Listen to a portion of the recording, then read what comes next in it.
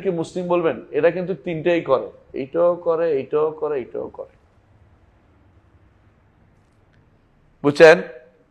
তাহলে বোঝা গেল এটা হচ্ছে বাহ্যিক আমলের পরিচয়, এটা মাথায় রাখতেই হবে।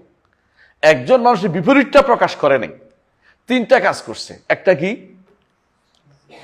আমাদের আমাদের মতো সালাত আদায় করছে। দ্বিতীয় হচ্ছে আমাদেরকে আপনার দিকে সালাত পড়ছে। তিন নম্বর আমাদের রান্না জিনিস খাচ্ছে, তাকে আমি খুঁচাই তার পেটের ভিতরে কি আছে ওইটা বের করার দায়িত্ব আমার নাই।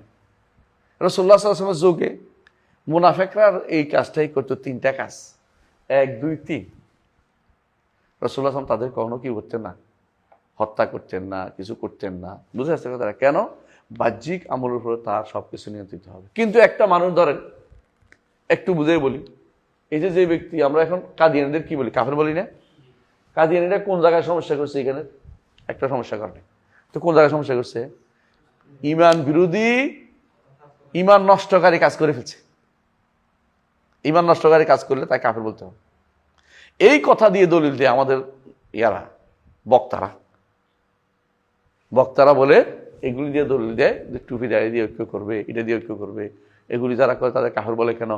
রসুল তো এটা বলতে না, ও তো জাহেল বলবো না, আর কি বলবো, আজহালুন নাস, সে জাহেলিটাও জানে না। আমরা এই জিনিসটাই পড়েছি কোথায় মনে আছে আপনাদেরকে? কাশফুস শুবহাতের মধ্যে বিস্তারিত পড়েছি এটা। কাশফুস শুবহাতটা আবার প্রতি শুনে নেবেন, খুবই দরকার কাশফুস শুবহাতটা পড়া। একজন মানুষ প্রকাশ্য বোধহয় এগুলো থাকবে, আলহামদুলিল্লাহ সেই মুসলিম। কিন্তু যখনই এমন কোনো কাজ করবে বোঝা গেল যে সে কুফরি করছে অন্য জায়গাতে, তখন কি আর মুসলিম থাকবে না? একজন মানুষ যদি কোনো এগুলি করে, এরপরে সে আল্লাহরে গালি দিল, রাসূলরে গালি দিল, কোরআনকে অপমান করলো, এগুলি তো ঠিক আছে, তাই বলে কি আপনি ইমানদার বলে ফেলবেন তাকে? সে তো কাফের। তো তাকফির আহলুল কিবলা শব্দটা আমাদেরকে আগে নির্ধারণ করতে। আহলুল কিবলা বলতে কি বুঝাচ্ছে? এই তিন জায়গা ঠিক থাকার পরেও আহলুল কিবলা অর্থ হলো কিবলার দিকে ফিরে বাহ্যিকভাবে একটা মানুষ দিন মেনে চলতেছে, তাকে আপনি কাফের বলবেন না যতক্ষণ পর্যন্ত তার বিপরীতটা তার থেকে প্রমাণিত না হবে।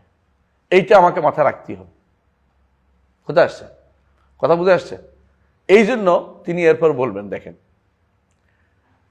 ওয়াল বারাআতু মিনহুম